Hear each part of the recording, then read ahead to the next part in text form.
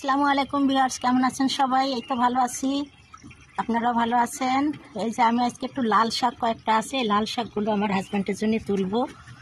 তাই যে এখানে বেশ বড় হয়ে গেছে।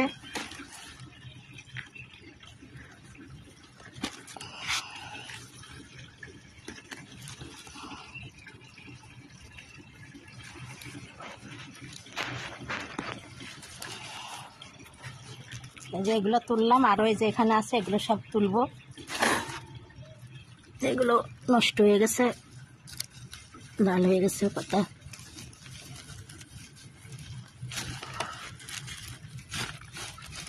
এখন আমি এগুলো কেটে ধুয়ে ভাজি করব।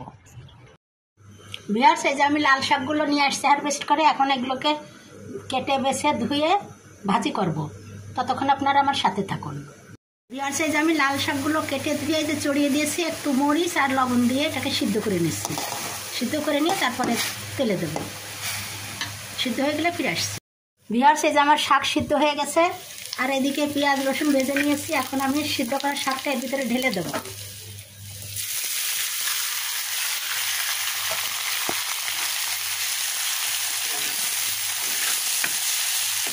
ভালো পেঁয়াজটা রসুনটা এর সঙ্গে মিশিয়ে দেবো। এই তো ভিউয়ার্স, আমার এই যে শাক ভাজি করা হয়ে গেছে, ছাদ বাগানের লাল শাক ভাজি। দেখুন না, একেবারে টাটকা লাল শাক তুলে নিয়ে এসে এক্ষুনি ভাজি করলাম। কি সুন্দর লাগছে, খেতেও কিন্তু দারুণ লাগবে। ভিউয়ার্স, এখন আমি রান্না করব সবজি, লাউ, পটল, আলু, আর সেই সঙ্গে এই যে কুমড়ার বড়ি, এটা তেলে ভেজে নিয়েছি। এখন এটার ভিতরে দিয়ে একবারে সিদ্ধ করে নেব। সঙ্গে মশলা দিয়েছি, হলুদের গুঁড়া, মরিচের গুঁড়া, তারপরে বাটা মশলা, লবণ, সব কিছু দিয়ে এবারে মাখিয়ে একটু পানি দিয়ে 2-3টে সিটি দিয়ে এটা সিদ্ধ করে নিব। ঝটপট করে রান্না করব। ভিউয়ার্স, এই যে আমার সবজিটি সিদ্ধ করা হয়ে গিয়েছে, আর এদিকে সরিষার তেল দিয়ে পেঁয়াজকে ভেজে নিচ্ছি। আর একটু বাদামি হলেই সবজিটা ঢেলে দেবো।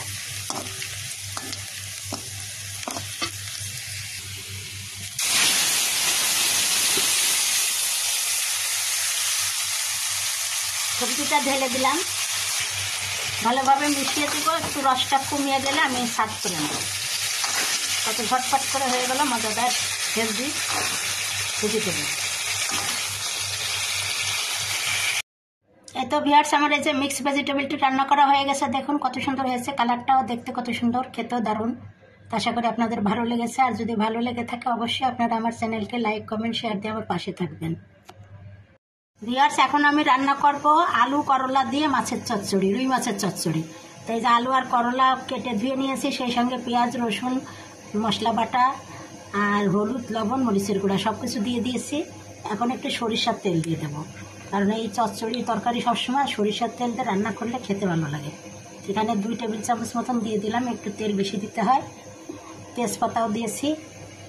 এখন এটাকে ভালোভাবে মাখিয়ে নেব। মাখিয়ে এটাকে পানি দিয়ে চড়িয়ে দেবো, তারপরে হয়ে আসার আগে নামিয়ে নেব। ভালোভাবে মিশিয়ে দিয়েছি তেল মশলা, এবার পানি দিয়ে দেবো। এমনভাবে পানি দিতে হবে যেন করলা আর আলু সিদ্ধ হয়, সেভাবে। ঝোল থাকবে না, একদম গামাখা থাকবে। এখন আমি এই যে চুলাতে চড়িয়ে দিচ্ছি, দিয়ে দিলাম। রান্না হয়ে গেলে ফিরে আসছি। এই তো ভিউয়ার্স, এই যে আমার রুই মাছ দিয়ে করলার চচ্চড়ি হয়ে গিয়েছে। দেখুন কি সুন্দর লাগছে দেখতে, খেতেও দারুণ লাগবে। পানিটা শুকিয়ে গেছে, তাই যে আমি সার্ভ করে নিয়েছি। ভালো লাগলে অবশ্যই আপনারা লাইক, কমেন্ট, শেয়ার দিয়ে আমার পাশে থাকবেন। আজকের মতো বিদায় নিচ্ছি। আপনারা ভালো থাকুন, সুস্থ থাকুন। আবারও দেখা হবে নতুন রেসিপি নিয়ে। আল্লাহ হাফেজ।